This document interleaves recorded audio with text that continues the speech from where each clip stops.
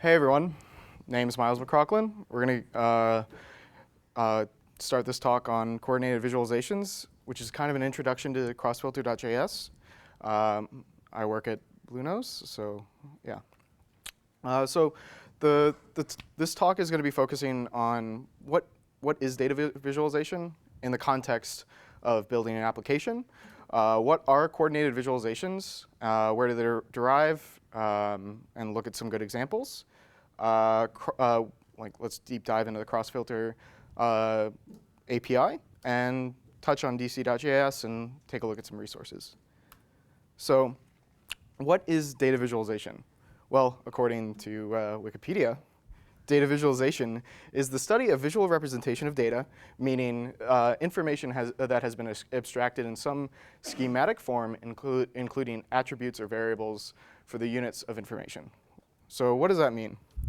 Well, based off of that very vague thing, very vague definition, you can think of lists as a visualization. You can think of tables as a visualization, or even tabs. These are just what most people think of as interfaces. So data visualization in the context of application design is in many ways a interface component or an interface paradigm. So what is a visual interface? It's a collection of visual representations of an application's data model. So basically showcasing the information that you have to convey to your users. Wrapping up what I said, data visualizations are not just charts. They are the interface of your product. They are like your product as a whole. Again, reiterating, data visualizations are views of data mapped to some visual space. If you're familiar with D3, which stands for data-driven documents, this is very similar to the definition of D3. And again, data visualizations allow people to process information, leveraging the way the individuals can see. That's why a lot of people are looking at charts and saying that that's data visualization, primarily because of the fact that it is a more condensed way of visualizing information. You're not enforcing your data to scroll or anything like that. You're condensing it into some visual format. So if data visualization is your UI, what is a coordinated visualization? Well, coordinated visualizations are coordinated views. So what's the basic example of a coordinated view? Coordinated view is just link components or individual visualizations via some interaction. A tab paradigm is a coordinated visualization. So if this has been around for a while, this has been around, as far as I can tell, since GUIs have been invented. So let's take a look at one of the best examples of that, the Smalltalk IDE. Here's an example of one of the first coordinated visualizations. Okay, it's not necessarily making the most optimal use of the space it has, but it's a really great first approach. You can see it again with a very old computer, but if you notice, there's already some charts way back then. We're not doing anything completely innovative, we're just putting it in the browser. So to reiterate that this has been around for a while, take a look at Snap Together visualization, which came out of University of Maryland's HCI group in 1999. We're going to watch a little video. I'll stop it at some point, but just to... Oh, wait. We're not watching a little video. Is there a way to... Are exploring information. Multiple views can provide a more comprehensive picture. Coordination between the views can greatly improve user performance. However, because of the diversity of data and tasks, users are not likely to find an existing user interface containing the views they need. They are forced to browse with uncoordinated or single-view interfaces. Snap Together visualization, or SNAP, allows users to build coordinated multiple view interfaces that are customized to their data and tasks. For example, let's design a better directory browser for system administrators. Snap is based on a relational model. From the main menu, we open a database of our directory structure. The list of tables and queries appears on the left, and the possible visualizations are listed on the right. Let's display the folders in a simple outliner view by dragging the query onto the visualization. To see the contents of folders, we drag a query that extracts the contents of a given folder onto a grid view. To coordinate these views, we drag the snap from one view to the other.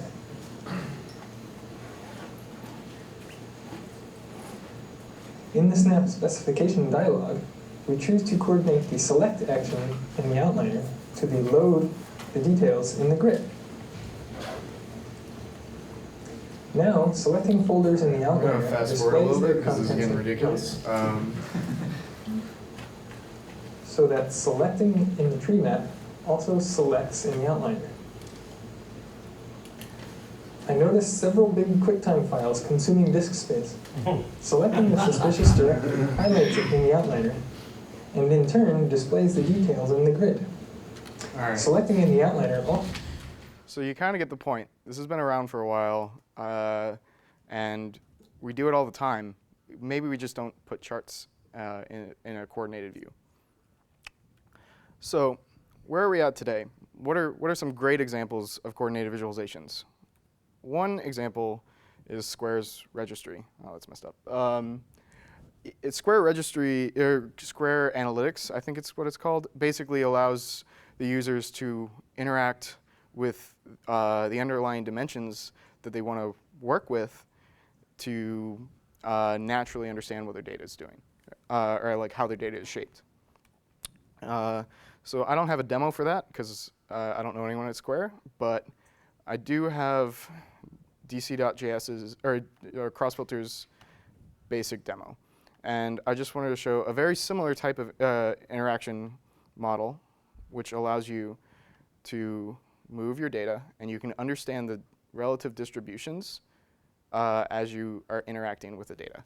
So as you can see here, arrival delays that have, say, -20 to 0 starts normalizing, and it's pretty interesting. So really high delays happen January 13th or January 12th. You can also deep dive in even further and see what the distributions look like in another subset. This is what crossfilter can help you do.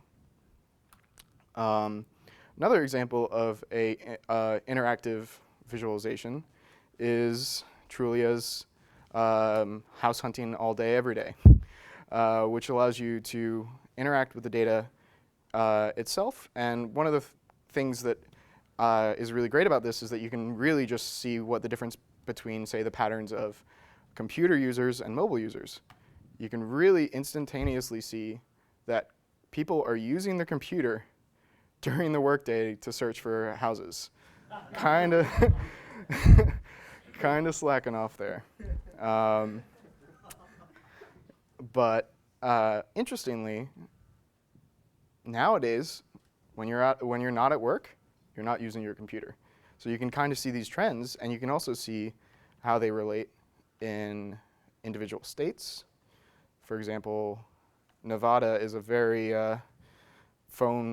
mobile-driven state for Trulia. So yeah, this is another example of a coordinated visualization. So now we know where we're at today. Where are we going? Where is this area of UI design moving towards? Well, Stanford's HCI department, I believe, created a data visualization real-time querying of big data called Immense. And there's some demos. This is leveraging WebGL and things like that that are kind of not ready for products quite yet, but definitely cool to see. So as you can see, it can work really well with up to 1 billion rows with, let's say, 5 dimensions. But you don't know what it does yet. It actually just allows you to interact fluidly with the data that you have. So you can select and understand the underlying structure. There's another example for querying again, but this with a more categorical dimension. So now you understand what coordinated visualizations are. How can we create them? Well, this is the Bay Area D3 user group, so I'm going to talk about crossfilter, which was a project that Square, while Mike Bostock, the creator of D3, was at Square, created for the Square Analytics. Crossfilter is a JavaScript library for exploring large multivariate datasets in the browser. Extremely fast interactions are supported with coordinated views and works with millions of records. So crossfilter is is used to manipulate data by filtering, grouping, which is a type of aggregation, with very quick speeds. It is not a visualization library. So you want to learn about crossfilter? It's very simple. You have some data, so you give crossfilter some data. That's the first step you have to do. You just give it some data, and if you have new records, give it some more data. Thing to note, though, crossfilter is intentionally slow on write and extremely fast on read. This is by design. So what I mean by this is that crossfilter is intended for fast querying, but not intended to have a stream of data being thrown into it. So crossfilter has a lot of different types of ways of interacting with your data. Let's talk about dimensions, which are the first iteration, or like one of the first ways you're probably going to interact with your data in this model. The easiest example of a dimension is just if you have a column, row column data set, the column of that tabular data set is a dimension. But since crossfilter is a data manipulation library, it really supports leveraging those dimensions in combinations. So you can take one row and then merge it with the other row, or you can take a subset of that row, for example, just get a year. So it's like having helper columns in Excel, I guess. So to create a dimension, basically all you have to do is get the get the column you want for every row. You create an anonymous function and get the year of some time variable, or you create an anonymous function to get the value of the said row. Very simple. Now that we have the rows, we want to figure out how to filter on these rows. So how do we filter? With the filter function.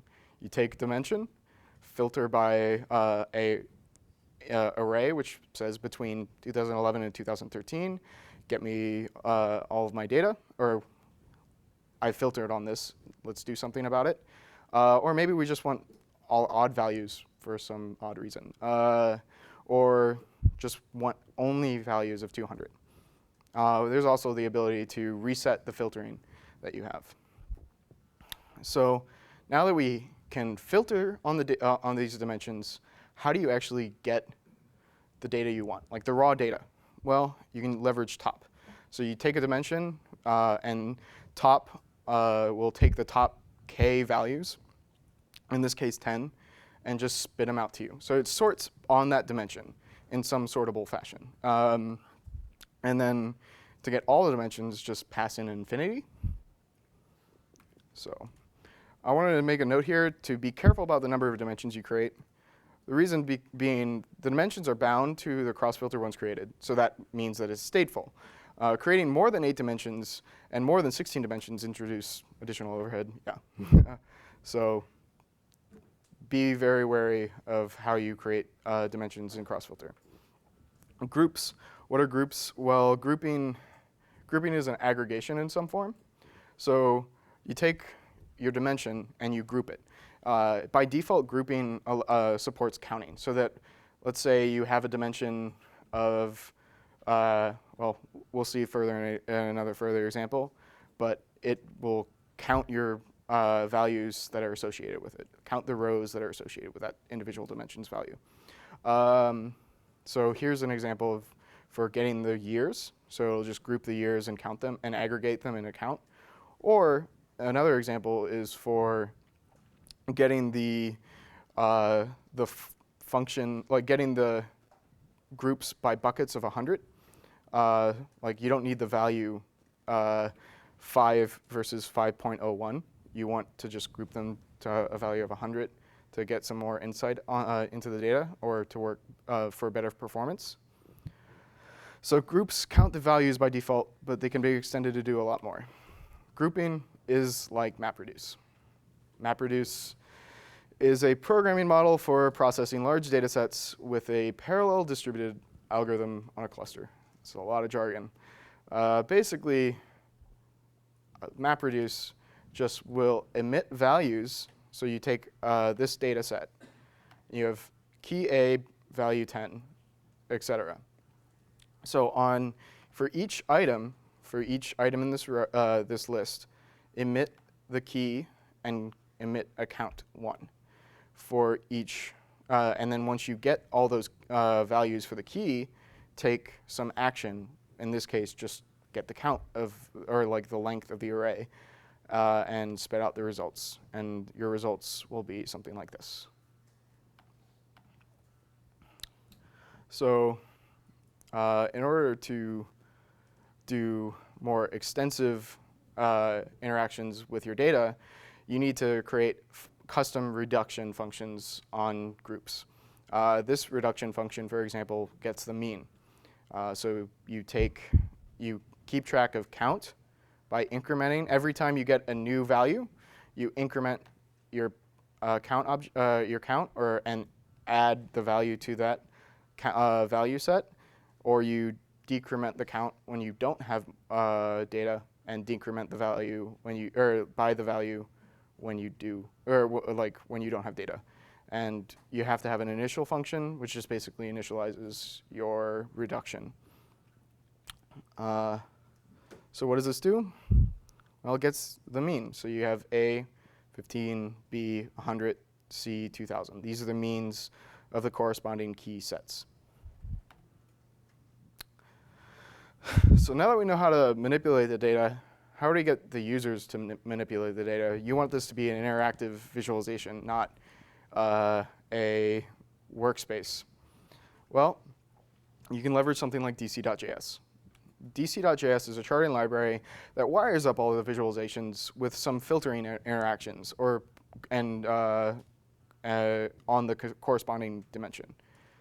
So reiterating, give it a dimension and a group, and it'll visualize the data. So all you do is create a row chart, give it a dimension, give it a group, and you're good to go. Bar chart, the same thing. Very, very, very simple. And it allows you to create very quickly these interactive visual visualizations. So to touch on some resources, take a look at a series from Ian called Prototype. He has some cross-filter videos. I recommend you check them out. They're pretty good ways of just showing how you can play with data in cross-filter. Datavore is is a competitor in many ways to crossfilter. It has its own. It's not written in JavaScript. It's not like JavaScript-based querying. It's more of like its own querying language, which is why it hasn't really caught on. But you should check it out just to see for comparison. There's some things on coordinated visualizations, and Snap2Diverse is one for helping people create their own. Lark is this thing for Microsoft Surface. It's a little crazy. Not the new Microsoft Surface, the old gigantic one. And then there's some highly coordinated, just some more papers to take a look at. So again, thank you. Questions? You said that you read fast and write slow. Yes. That's all volatile memory, or is there some local caching? It's all volatile memory. Yeah. So you're gonna Caching plugins to make things easy, or are you on your own on that? you're on your own on that. Yep. Will it render well in smartphones? Somebody just asked me that earlier. When smartphones are more powerful, it will. Really, like, there's a lot of heavy processing being done. I think, from my understanding, the new Safari on iOS 7 is supposed to be really, really fast. So we'll see how that turns out. I haven't tested it out, but we'll see what happens in that smartphone thing. But I don't think it's really quite ready for it. Maybe in controlled data sets, but not in big, unwieldy ones. Anything else? All right. Well, thanks again.